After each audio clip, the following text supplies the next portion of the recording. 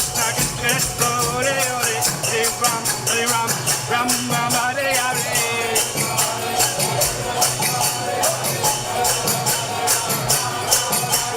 Hare Krishna, Krishna Krishna, Hare Hare, Hare Ram, Ram Ram, Hare Hare.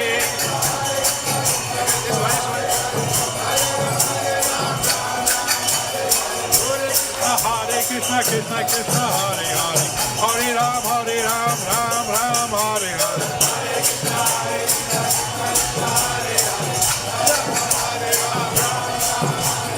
Hare Krishna, Krishna Krishna, Hare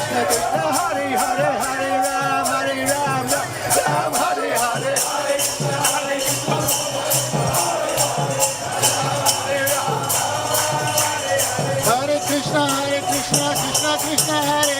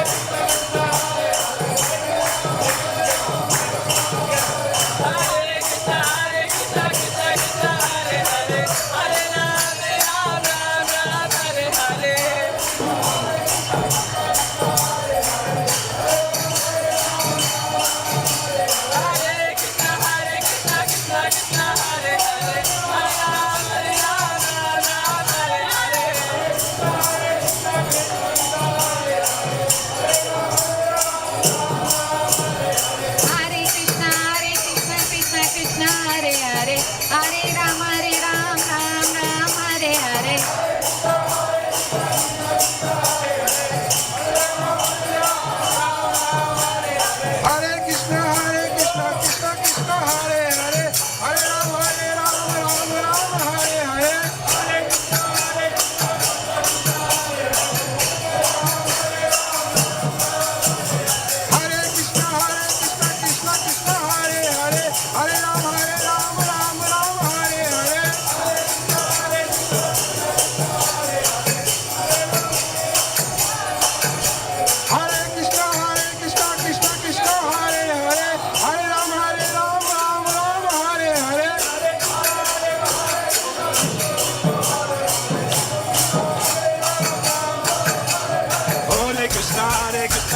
Krishna, Hare Hare, Hare Ram, Ram Ram, Hare Hare.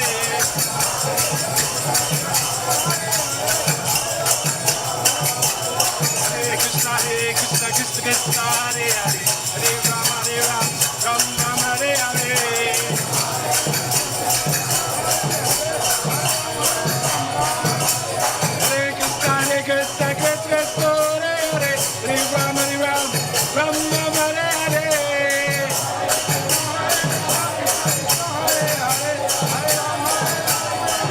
Nitai Gauranga, Nitai Gauranga,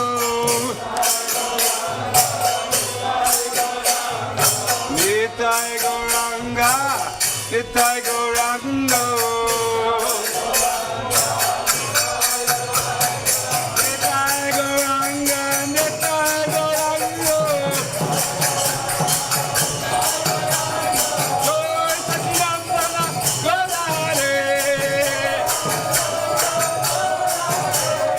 Jai Sachidananda Gaurare. Nitai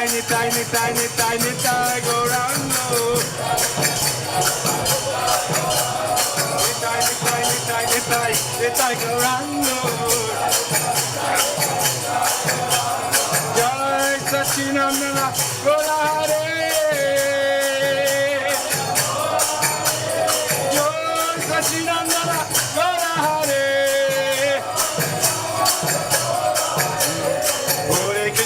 Hare Krishna, Krishna Krishna, Hare Hare, Hare Ram, Ram Ram, Hare Hare.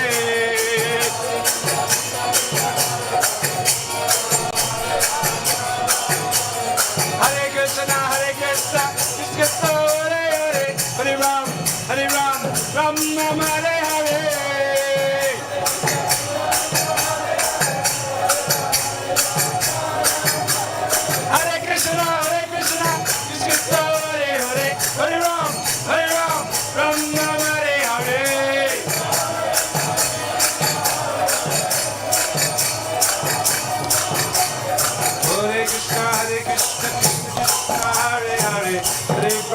Hare Ram, Ram Ram Hare Hare.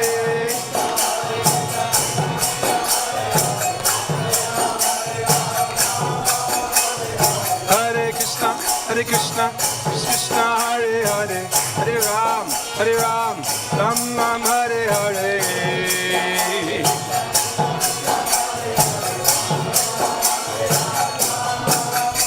Jaya Radha Gokulananda, Radha Gokulananda Radhe.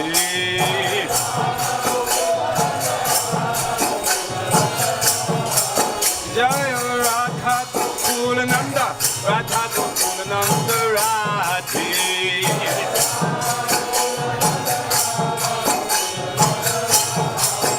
Jaya Sita Ram, Lakshman Hanuman, Sita Ram, Lakshman Hanuman.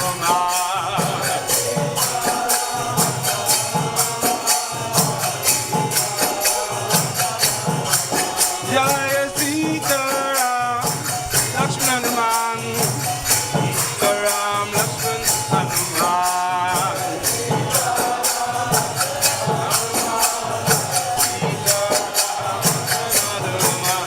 Jaya Puranitai, Puranitai, Puranitai, Jaya Puranitai.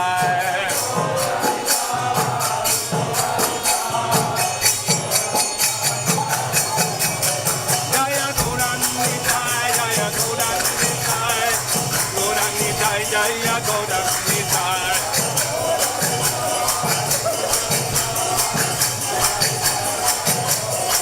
Jaya Puranitai, Puranitai, Puranitai, Jaya Puranitai.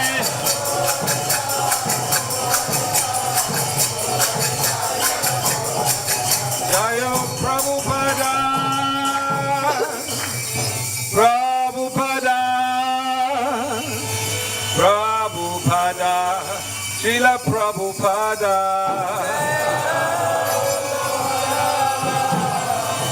Prabhupada, Prabhupada, Jaya Prabhupada, Prabhupada, Prabhupada, Srila Prabhupada.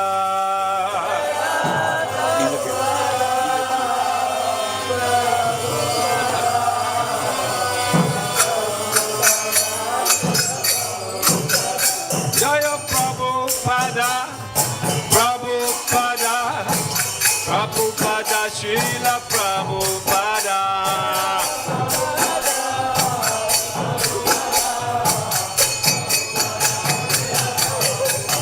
Jaya Prabhupada, Prabhupada, Prabhupada, Srila Prabhupada.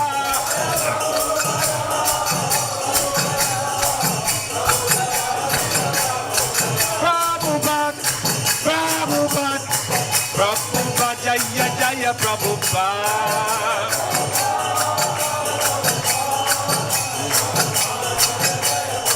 Let's go Premanande.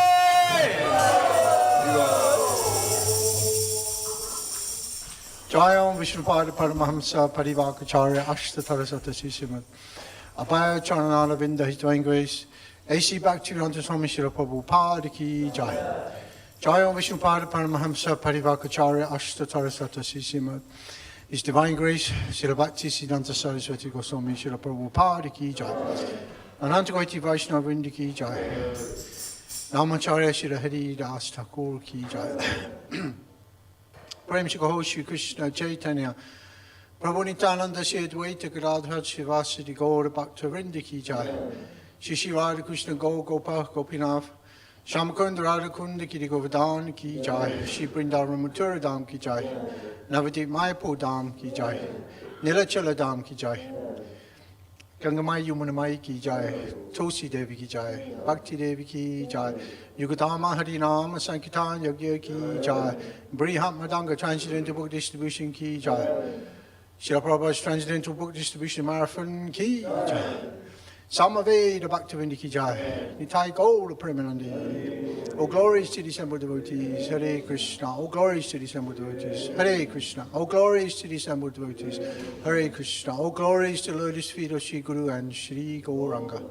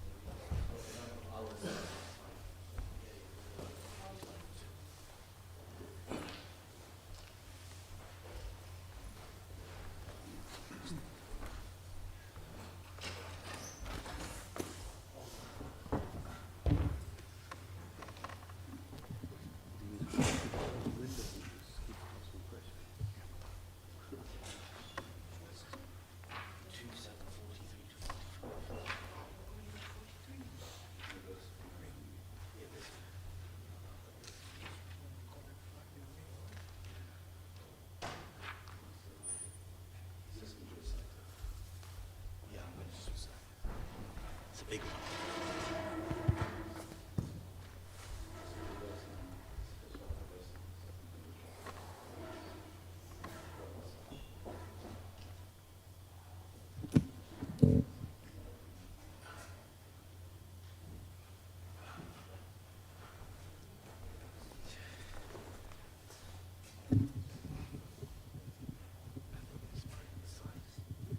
About 43 to 45, 27. 43 to 45, yeah.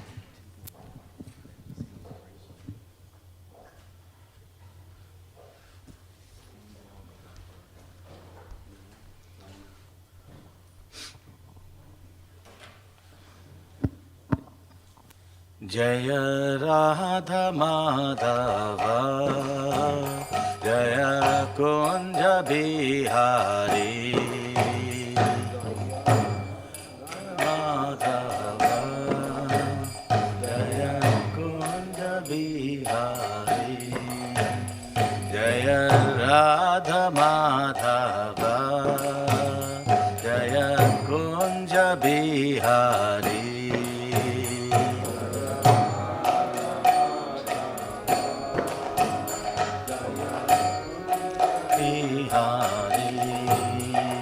Jaya Gopi Jana Vallabha Jaya Girivaradhari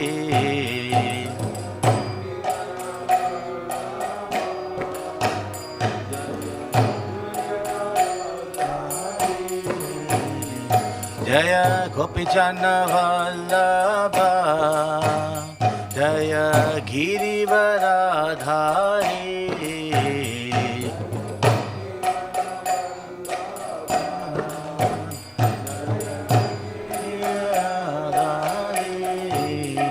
Jaya Yashodanandana Jaya Raja Janaranjana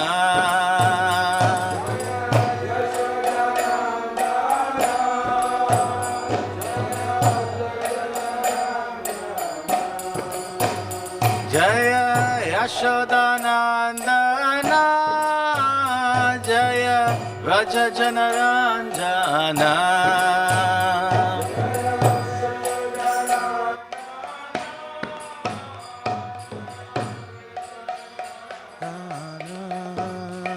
Jaya Yamuna Tiravanachari Jaya Kunja Bihari Jaya Natiravanachari Jaya Jaya Yamuna Tiravanachari Jaya Kunja Bihari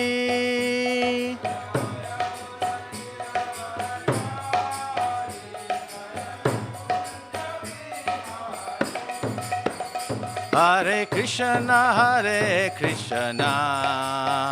Krishna Krishna, Hare Hare, Hare Rama, Rama Rama, Hare Hare.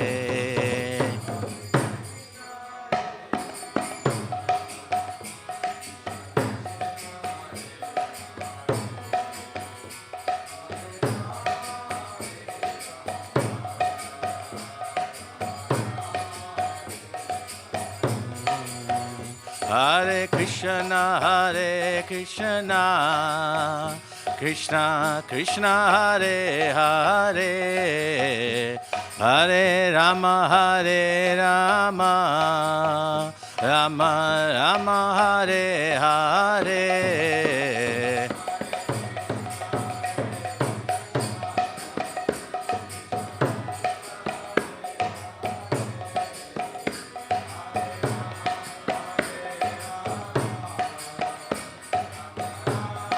Krishna, Krishna Krishna, Hare Hare, Hare Rama,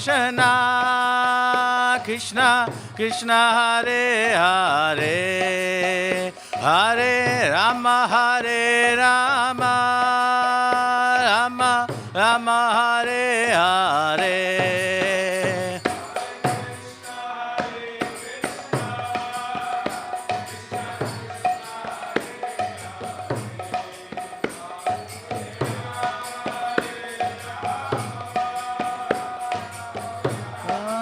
Hare Hare. Hare Krishna, Krishna Krishna, Hare Hare, Hare Ram, Ram Ram, Hare Hare.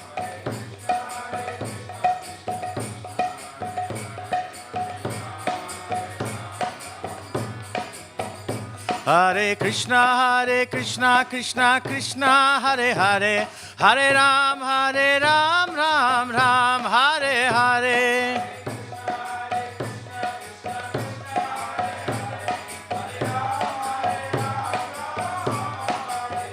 Jaya Radha Gokulananda,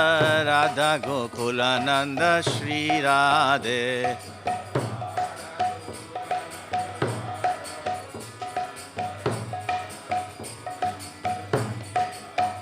Jaya Sitaram Lakshman Hanuman, Jaya Sitaram Lakshman Hanuman.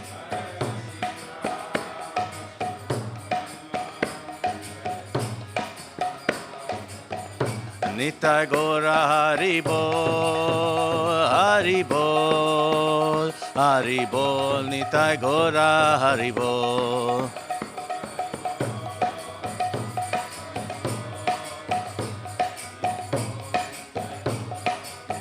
Jaya Jaya Prabhupada, Prabhupada, Jaya Jaya Prabhupada.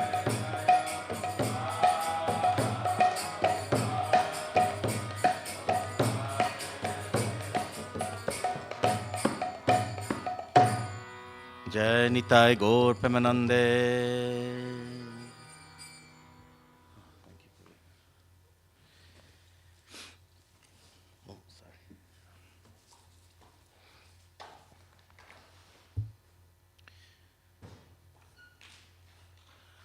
Om Namo Bhagavate Vasudevaya.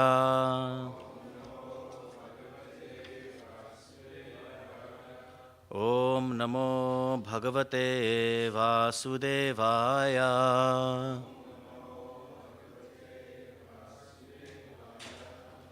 Om Namo Bhagavate Vasudevaya.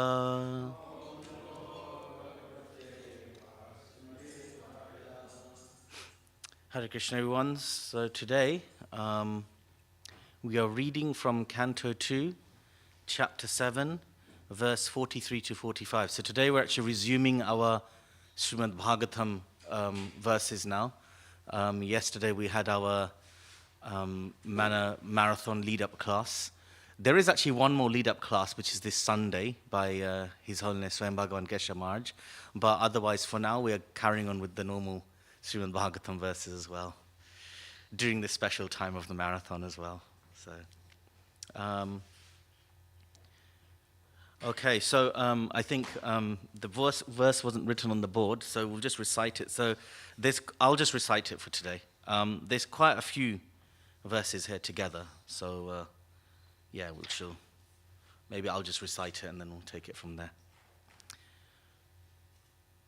Vedahamanga paramasya hi yogamayam yuyam bhavascha bhagavan atha daityavarya patni mano sacha manuscha tadamatmajascha prachina bhari riburanga utadhruvascha ikshvakureila muchukunda videhagadi Ragvambarisha sagara gayana hushyadaya mandhatriyalarka satadhan vanuranti deva deva vrato baliramutarayo dilippaha sobaryutanka shibidevala pipiladda sarasvatotva parashara bhurishena Yenye vibhasana hanumadupendra datta partharshtishtena vidura shuta deva varyaha. So there's a quite a few word for word, so we'll just go through it swiftly. Veda, know it. Aham, myself.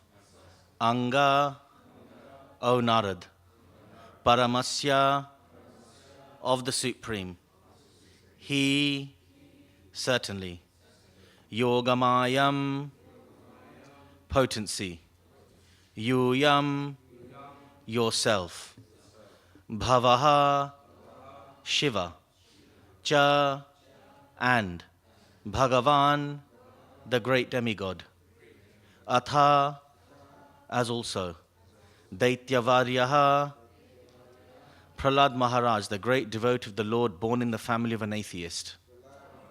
The great devotee of the Lord, in the family of an atheist. Patni, Shatarupa, Manoho, of Manu, Saha, he, Cha, also, Manuhu, Swayambhuva, Cha, and, Tat Atmajah Cha, and his children like Priyavrat, Uttanapad, Devahuti, etc.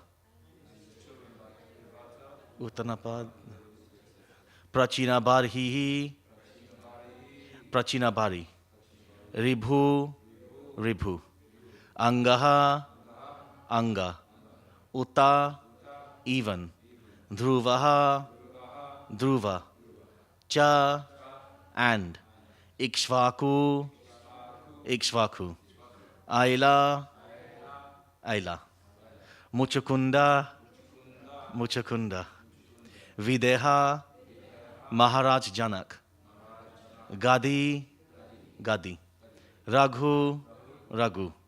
Ambarish, Ambarish. Sagaraha, Sagar. Gaya, Gaya. Nahusha, Nahush. Adyaha, and so on. Mandhatri, Mandhata. Alarka, Alarka. Shatadhanu, Shatadhanu. Anu, Anu.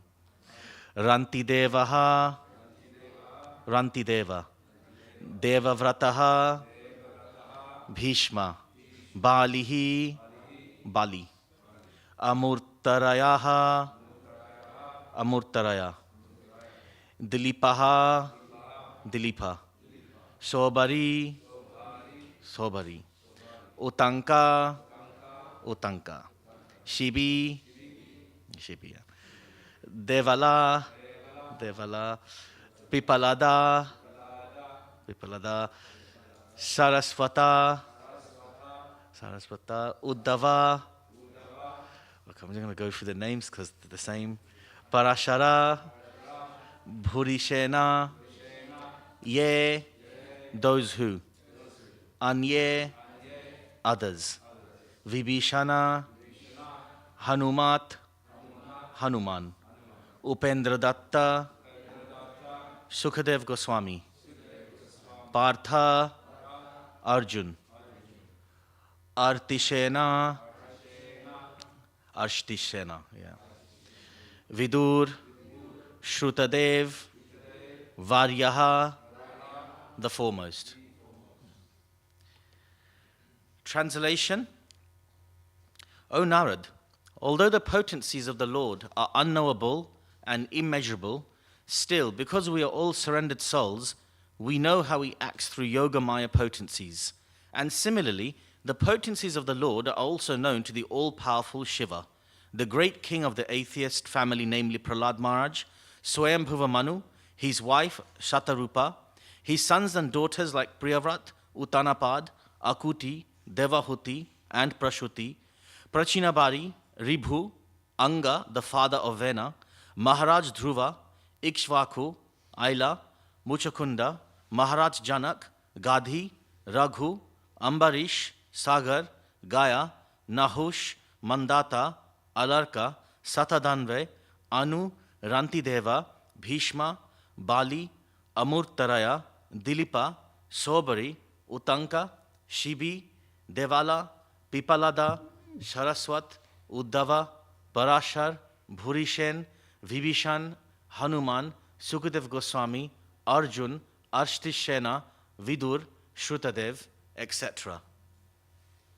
Lots of great, great devotees' names being mentioned here.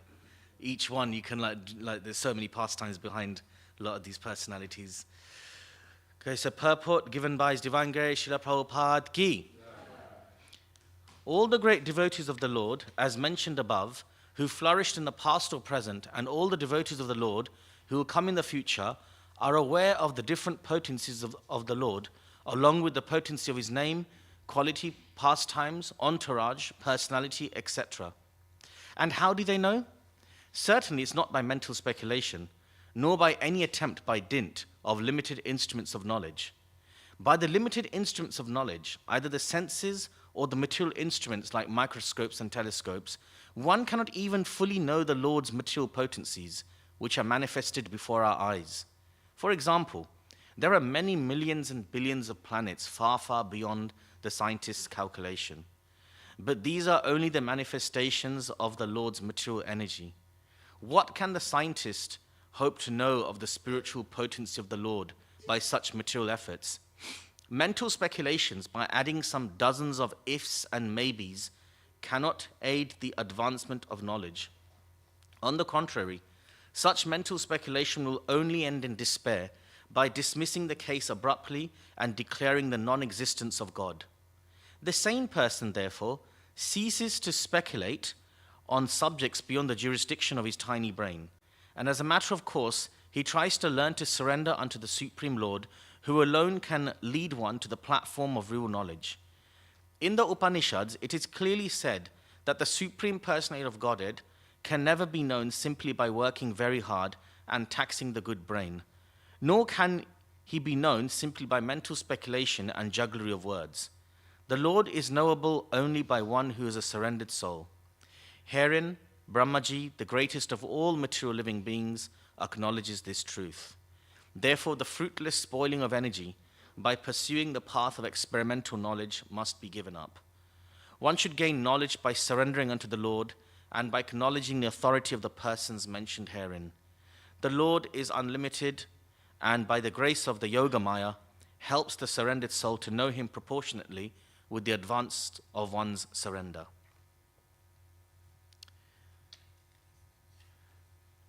Jai.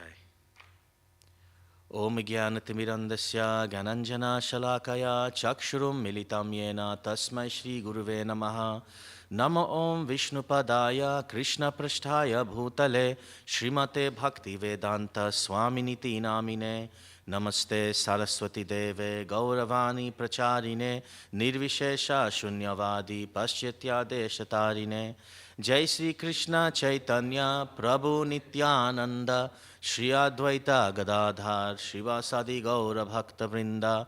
Hare Krishna, Krishna Krishna, Hare Hare, Hare Rama, Rama Rama, Hare Hare. So, Hare Krishna, everyone. So, we are continuing with the Bhagavatam now. It's been a while, I think, just under 2 weeks since we had our sort of normal run of the Bhagavatam verses. But if you all remember, the verses obviously talking about the scheduled incarnations of the lordships and how they come, why they come, what are the different kind of qualities of the different incarnations. And so Lord Brahma obviously is explaining more to Narad Muni about the Lord's potencies in his different manifestations, how he comes. And we can see how Brahmaji himself is actually acknowledging that, one cannot actually try to figure out or conceive of the Lord or his potencies unless one surrenders. And if one surrenders, then Yogamaya will, through her, abilities, qualities, will be able to then, give us some understanding, access the relationship with the Lord in different ways. So it's interesting we say Yogamaya here. So I think first thing is we need to look at obviously the nature of Maya, right? So we all understand that we are here in this material world, and this material world is presided over by Maya, Maya Devi. Maya, that means that which is not. So it's not that it doesn't exist. It's not that some people may say, oh, Maya means that anything here in this world does not exist. It does exist, but it's temporary. And also it means that we ascribe properties and qualities to certain things which may not be there, but due to bewilderment, we end up identifying with properties to certain objects in this material realm. And this is obviously one of the qualities that Maya does to us. You see, the soul, when it comes to the material world, it gets covered. It gets covered. The mind actually ends up kind of dominating. Ideally, the mind should be serving the soul, but in a conditioned state, the mind ends up dominating the soul. The mind itself is influenced by the three modes of material nature, sattva, rajas, tamas. And then these three modes of nature are then controlled by Maya. So Maya is actually personality. This is her realm. So she influences everything. And of course, we know that Maya ultimately is a servant of Krishna. So she does this. And along with the three modes of material nature, she has also she has many potencies, but she's got two key potencies, the Avranatmika Shakti and the Vikshepa Shakti, or the Prakshepa Shakti.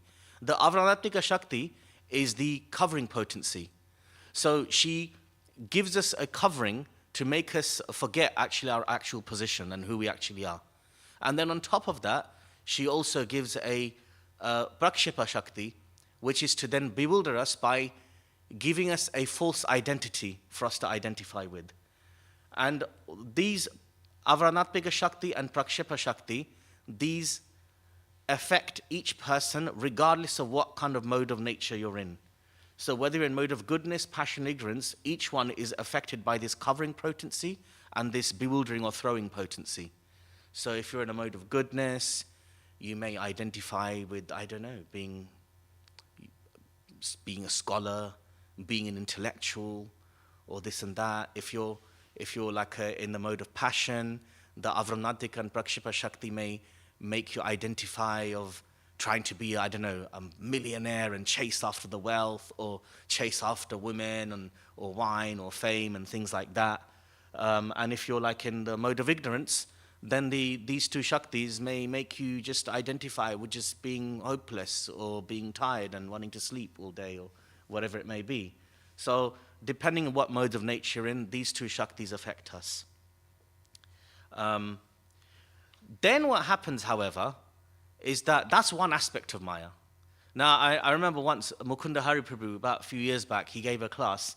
He gave a nice analogy, actually, that Maya is also, can be like, if you compare like to like an AC system, AC, like air conditioning. In air conditioning, you can have warm air or you can have cold air. So with Maya, she has her Mahamaya potency where she bewilders us. She makes us, lost in this material world and takes us through all the slaps, Was it Bhogavancha kore, Maya tare, Japatiya dhare, right? Maya will give you unlimited slaps, right? But we know that ultimately it's to actually help us in the long run.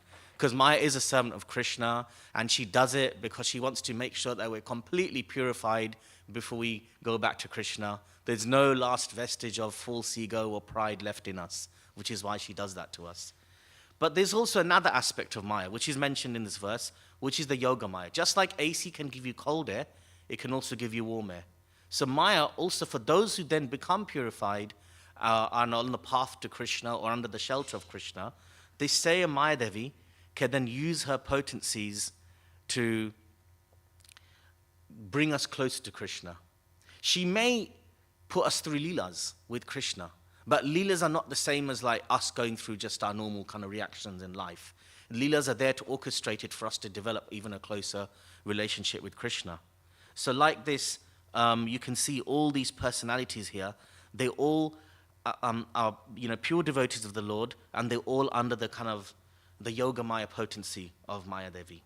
Okay? And we understand that Prabhupada also mentions in this verse that we cannot possibly know Maya through our own mental speculation. We can't know Maya through trying to figure out through our intellect. So many people have tried, even in Janna Karma Chame Divyam Evam Yo Veti Tatvataha, unless one knows the transcendental nature of Krishna's appearance and disappearance, you cannot access him, right? So we cannot perceive the Lord because of the covering potency and the throwing potency. And we can see even in Krishna's pastimes, even those who are closest to him, even during the Mahabharata time actually, there were many people who were close to Krishna physically, but they could not actually understand who he is. So does anyone have any examples? Does anyone know of any examples of any personalities, let's say, who are very close to Krishna physically, but they couldn't actually access who he was? I can think of two right now in Mahabharata, for example. Yes, Duryodhan. Anyone else? Duryodhan spent a lot of his life interacting with Krishna in the Mahabharata, on and off throughout his whole life practically. You can technically say they were cousins in one sense. But he never, ever, ever actually got to really know who Krishna is. Even in that time when Krishna came to the Kaurava court and asked for, this is after the 14 years of exile, right? And then Krishna actually says to Duryodhan, okay, they've done their time in the forest after, they got cheated in the gambling match. Now give them the kingdom. And then Krishna went back again and again. Duryodhan refused him each time, didn't give him the kingdom, didn't give him half the kingdom, didn't even give him 5 villages. Then said that I'm not even going to give you the amount of land that is on the end of a needle, right, to the Pandavas. And then at that point, Duryodhana himself got so angry with Krishna, he got his guards to grab Krishna. And at that point, Krishna even showed his Virat Rupa within the court of the Kaurava household. And even then, Duryodhana could not acknowledge that this is Krishna. You've got another example, Shishupal. Shishupal was also directly Krishna's cousin. And Shishupal, in fact, Shishupal as a baby was in Krishna's lap, right? So he knew Krishna very well. But still, he could not see Krishna for who he is. And he always had a demonic mentality towards Krishna, constantly cursing him. And we know that ultimately in the Rajasuya, when Yudhishthira became emperor of Indraprastha, and he had the Rajasuya Yagya to commemorate that, then at that time, Shishupal was just constantly cursing Krishna. Even though everyone in the courtyard, in the court, like, Bhishma Dev was there, lots of other great princes was actually telling him to stop because he's such a great personality, but Shishupal could not acknowledge that. So, like this, it's not about physical proximity, it's about our consciousness and our desire to actually connect with Krishna. Now, obviously here, Lord Brahma mentions, obviously, all these devotees who had that understanding of who Krishna is. And I don't think we've got time to go through the pastimes behind all of them because there's so many here. But I wanted to just touch on Vibhishan. Vibhishan was an amazing personality. Does anyone here know who Vibhishan is? Well, some of you may know. For those of you who don't know, Vibhishan is the younger brother of Ravana. So in the Ramayana, Ravana was a demonic king, right, who adopted Sita. He had a younger brother called Vibhishan, but Vibhishan was actually a very devotional, pious personality. And even though he was in the Lanka household, he constantly tried to help Ravana to come to the right way. Jai Shri Shri Radha Gokulananda ki, Sitaram Lakshman Hanuman ji ki, Shri Shri Gaurnitai ki. Jai. So he constantly tried to help Ravana to come to the right path through his advice, through his just suggestions. But Ravana constantly rejected him. And at the end of it all, on the cusp of when the war was about to start, when Lord Ram and his Vanaras were going to go and invade Lanka to rescue Sita, at that time, Vibhishan was in the court.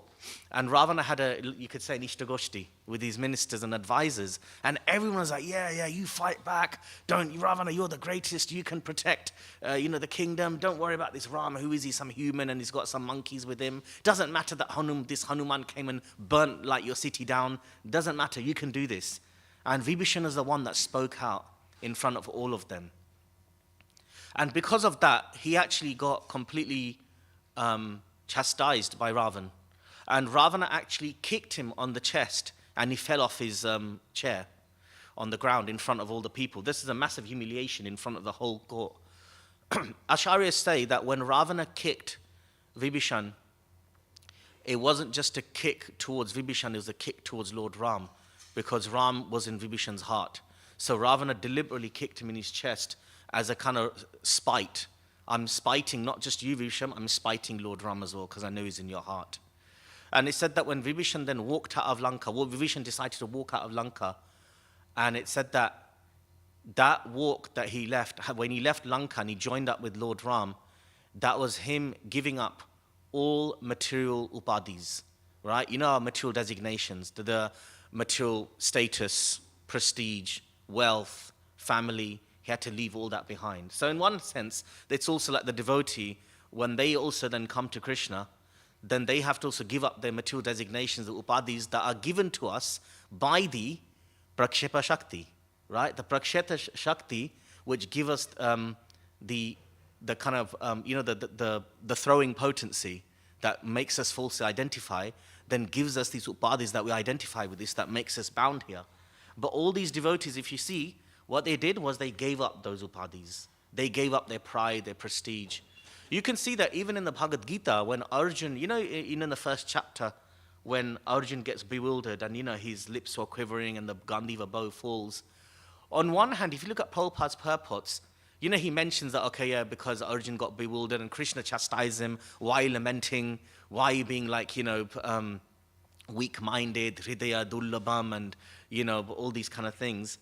But let's not forget, Prabhupada also mentions that along with the supposed weakness that Arjun showed, it also shows Arjun's humility, that he was actually willing to let go of his desire for holding on to the kingdom and pride and fighting against the other warriors, because he had such a soft heart that he's willing to let go of the whole thing, right, and actually surrender to Krishna, which is what qualified him to actually then be given the Bhagavad Gita. You know, that he was the one chosen for the Bhagavad Gita to be spoken to. So that Arjun's supposed weakness was bewilderment, but also showing his surrender, because he surrendered to Krishna in front of all these people. And even his bewilderment, one can say that it's actually Yoga Maya who acted on him, right?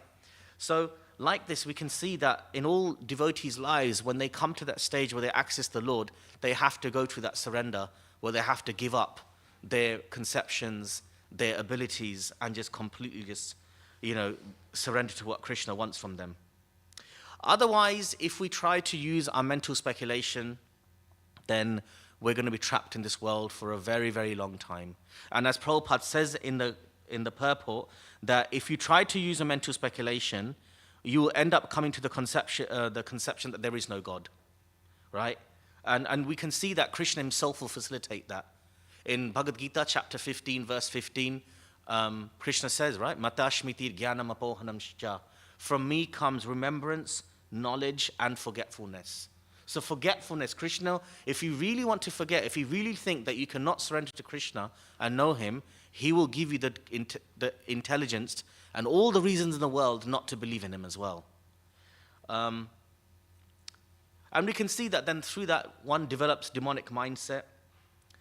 And demonic mindset is interesting because once, many years ago, Shamsundar Prabhu from Chowpatty, he gave a class on negative influences. And he said that actually when you have, let's say, a bomber coming in front of you to try and harm you, that's less dangerous than a Mayavadi or like a demonic philosopher in their room, sort of like peacefully just, conjuring up their theories and stuff. Because with a bomber, you can see them come to you and you know where you stand with them. You can easily identify the threat here. But when it comes to, let's say, a Mayavadi, or with them you don't know, because they could be very intellectual, they could be very erudite, sophisticated, good speakers, and so therefore you get taken in by them, right? So there's gradations of negative influences. Like that. But then it goes even further. You've got demonic influences externally that may directly try to negate Krishna. Then you got demonic influences internally that may pose as sadhus or as spiritual personalities or as intellectuals, but they can also lead you away from Krishna as well. This is something we have to all be very careful of, even in our Krishna conscious journey. We have to be careful of how much are we surrendered to Krishna, how much are we surrendered to Srila Prabhupada, because if we're not careful and we rely too much on our intellect, then Maya can now be like that as well. Maya can end up, you could be even in the movement for many, many years, many decades, and if you're not careful, you can let your philosophical speculation, even as a devotee, take hold of you and then take you away from Krishna consciousness. And Maya will give you all sorts of knowledge and arguments to try and take you away, and you can justify it as well. So there's demonic influences outside, there's demonic influences within us that we also have to be careful of. This is something I think all of us need to know. Doesn't matter how long you've been in the movement, whether you're new or whether you've been in the movement for 20, 30 years, doesn't matter. These things can actually affect all of us. It's interesting, actually, because here it talks about all these devotees. Even these devotees, as pure as they are, they also, Yogamaya as well shows through them that they can also get bewildered. For example, I'm reading this book at the moment called Broken Names by Sachinandan Swami Maharaj. Really beautiful book, actually. Short book. And in it, Maharaj actually mentions how Prahlad Maharaj, after the whole, when he grew up, he became the king, right? After Narasimhadev destroyed Hiranyakashipu and everything. Prahlad Maharaj, also another thing that also can bewilder us is offenses. Intellectual, relying on intellect and not just surrender to Krishna is also an offense in itself, as we saw from Lord Brahma's example when he tried to test Krishna, and the anartha that represented was, this need to test Krishna due to his intellectual confidence. But also, like, we know that another offense is also offenses towards devotees, and there's intentional and unintentional. This is where it gets interesting, because even unintentional offenses can also affect. So Prahlad Maharaj, once he was doing his puja, he was a king now, fully established, fully devoted to Krishna. Everything's, the whole Narasimhadev pastimes all completed. He's grown up now, he's ruling, and he's doing his puja to the Lord. And as he's doing it, 2 devotees come to his kingdom to seek his audience. So his servant tells him to just wait here, goes up to Srila Prahlad Maharaj and says, my lord, there are 2 devotees waiting for you. And so Prahlad Maharaj says, oh, wonderful, please tell them to wait there whilst I finish my puja. As he was doing his puja, he starts getting into ecstasy, right? He starts getting ecstatic symptoms. And I say I mean, I don't, but some of you maybe experience this, but know that, when you get to ecstasy, you lose all sense of time and space, right? According to the scriptures. So he's completely in ecstasy of the Lord, which in one sense is a very good thing, right? That sounds wonderful. But he lost sense of time. The devotees downstairs, waiting for him, they thought, okay, maybe the king doesn't want to see us. They left. Right there, he caused an offense. Even in his devotional service, he caused an offense. And what high-level devotional service he did. He caused an offense. And immediately after that, this is quite interesting, he started developing negative feelings towards the Lord. Just like that. Suddenly in his mind, this is Prahlad Maharaj, right? Suddenly his mind starts telling, oh my God, what am I doing? Why am I worshipping Vishnu? Vishnu was the cause of my father's death. Vishnu was the cause of our demonic dynasty's harm. This is terrible. What am I doing? Vishnu tricked me. No, can't do this. Okay, everyone, round up the army, round up the soldiers, round up the officers, get all the artillery ready. We're going to invade and we're going to strike against the kingdom of God. Like that, he just went on a frenzy. This is Prahlad Maharaj. And then his spiritual master, his guru, had to come and tell him, whoa, what are you doing? Calm down, calm down. And then basically start to explain to him what happened. And then through the guru's, the guru's sort of mercy and understanding, Prahlad realized, oh my God, I just went into a complete frenzy. And then he figured because of this unintentional offense towards his devotees, even whilst doing his devotional service as well.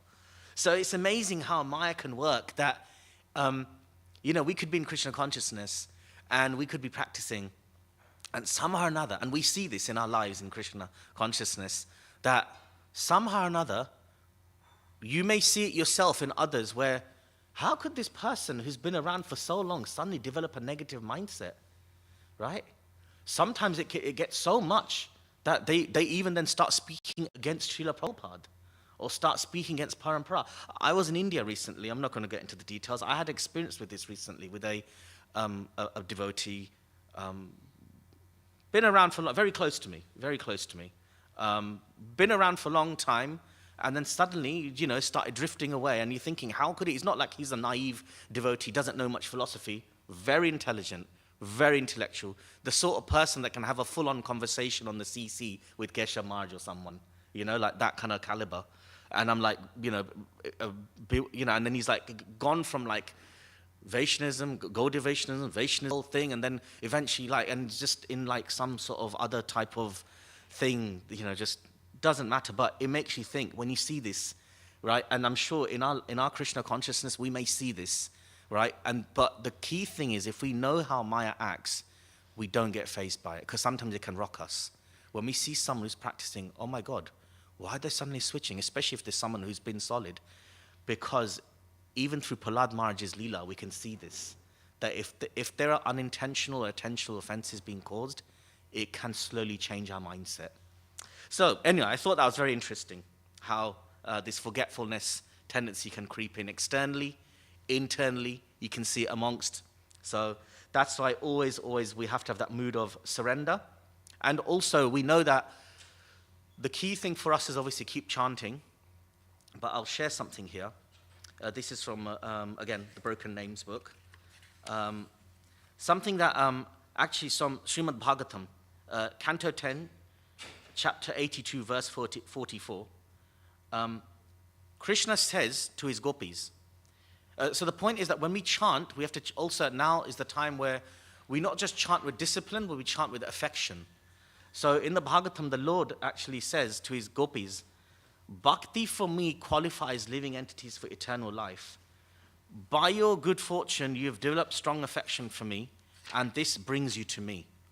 So strong affection, for us to develop bhakti towards Krishna, for us to come under Yogamaya's potency and not Mahamaya's potency, we need to practice bhakti, but with feeling and affection.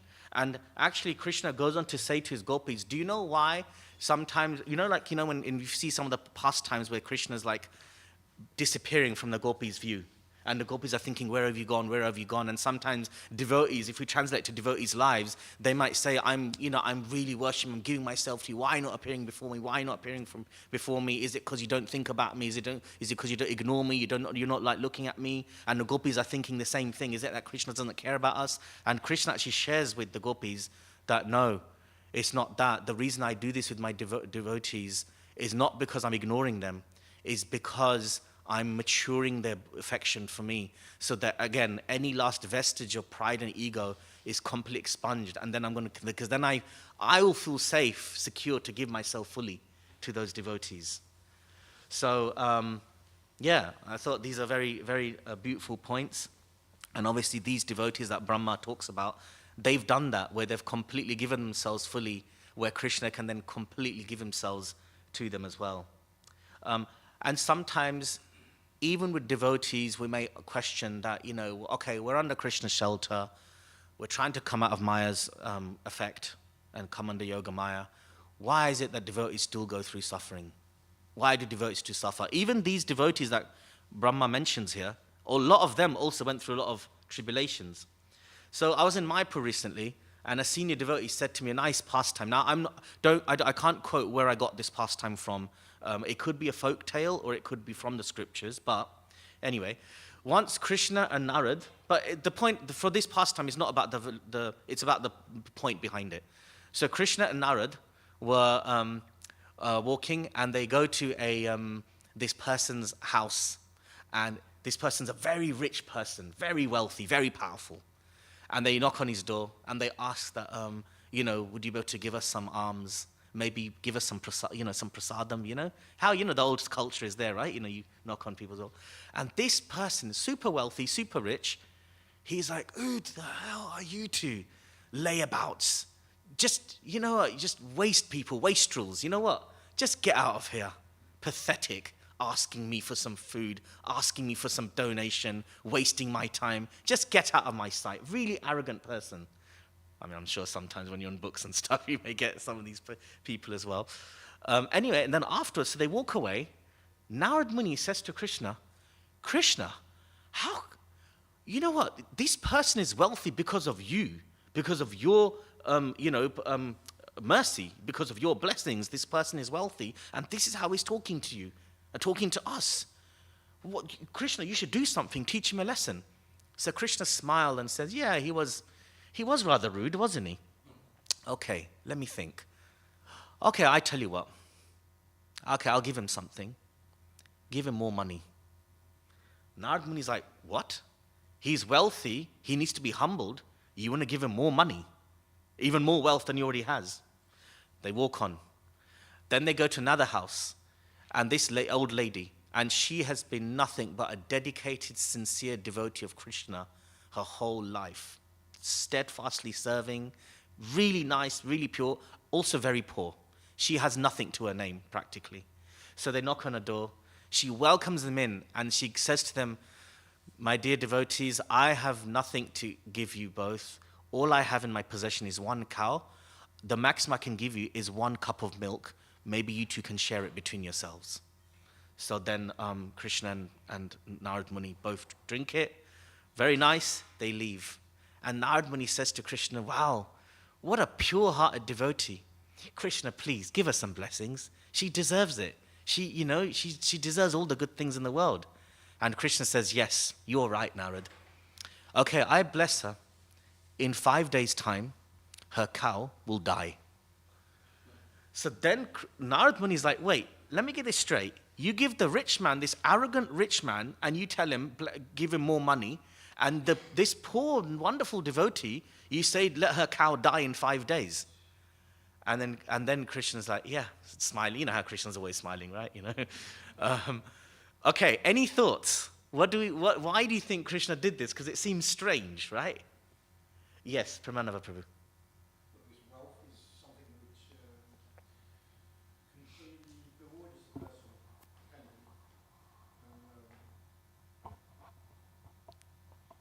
person. Yeah, wealth can bewilder you. Devotee is not really interested in wealth.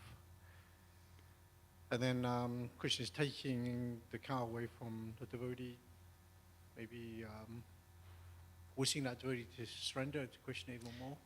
Perfect. Pramanava Prabhu basically hit right on the dot. So the understanding behind it is exactly that. That materialistic man, he's bewildered, he's entangled, and he's spent many lives getting entangled in that position. You give him more money, he's just going to go through more and more purification eventually, right? Whereas with the lady, so Krishna says that this lady is destined to leave her body in 6 days. The one attachment she has in this world is her cow. I take that way on the 5th day. She's got nothing left to keep her here. I take her back. She comes to me. So this is amazing when Krishna, through his Yogamaya potency, acts on devotees. We may not always see why things are happening the way they are. We sometimes we also think, you know, even in Krishna content, in our services or in our dealings, like, oh, why is it so hard sometimes? And, you know, like, why is it so hard to serve? And why is it so hard to, like, just manage stuff in ISKCON? And why is it that it's so hard to just get a project going and stuff? But there's also a lot of things going on here, why things happen the way they do. So, but if we're under Krishna's shelter, the key thing is we just have to keep trusting in Krishna's plans, no matter what. No matter what happens in our lives, we just keep trusting in Krishna's plans.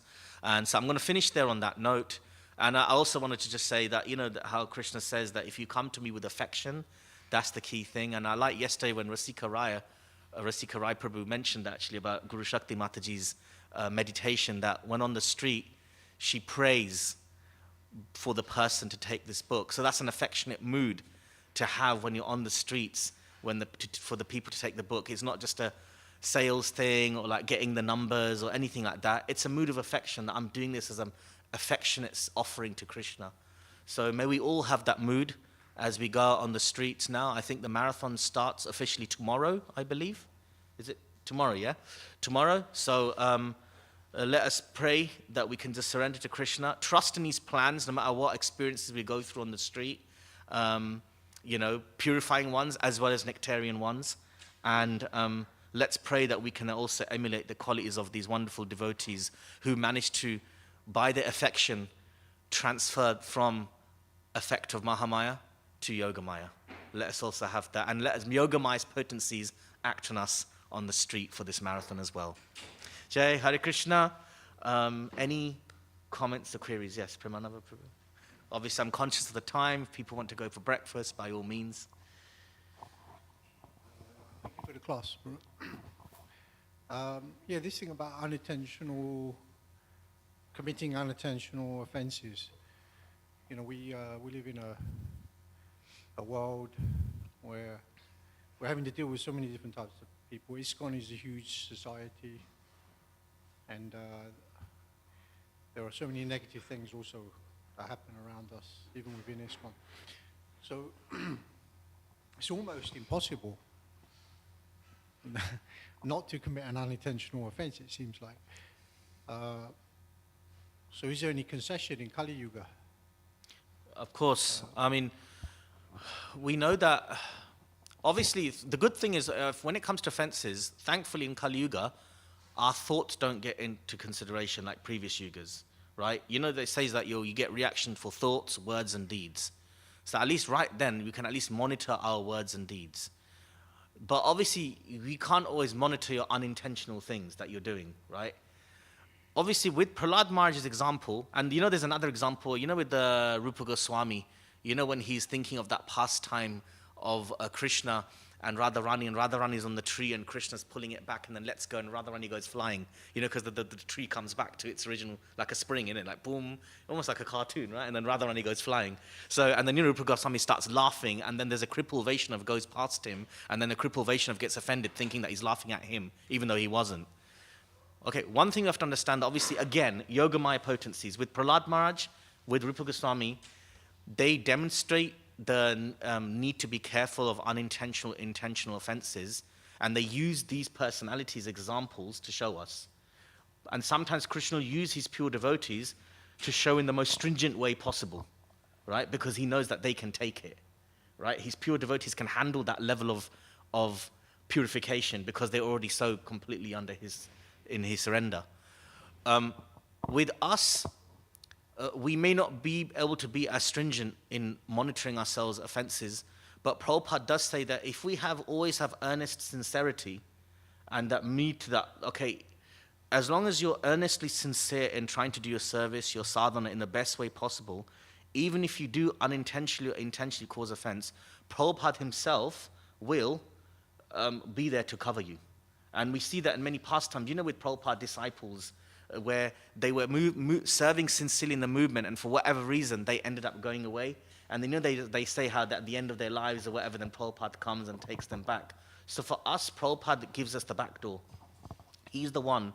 It's actually Prabhupada and Mahaprabhu, because we know that Mahaprabhu is Audarya Shakti, right? He's the embodiment of mercy. So because of them, and thank Krishna for them actually, because of them, a lot of our unintentional offenses, even dare I say, some of our intentional offenses which we may have accidentally caused in our time, they can cover it as long as we stay under their shelter sincerely and keep serving. Otherwise, if it's just under Krishna, and if it's in previous yugas, I guess it would be more difficult. Yeah. Thanks.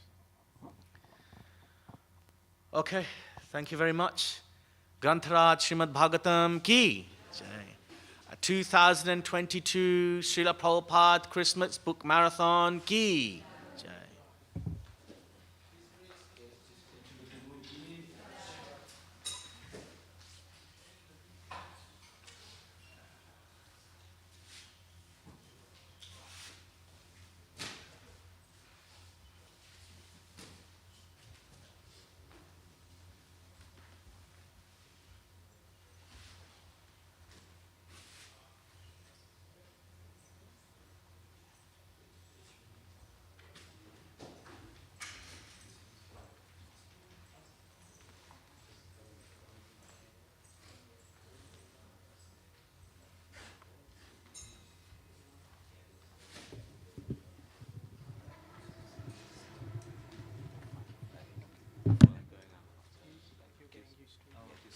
Service at the manor as well.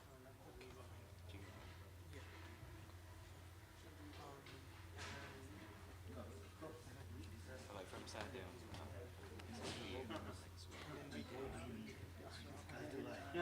Just a second. In that case, would you be able to help out with some services? Yeah.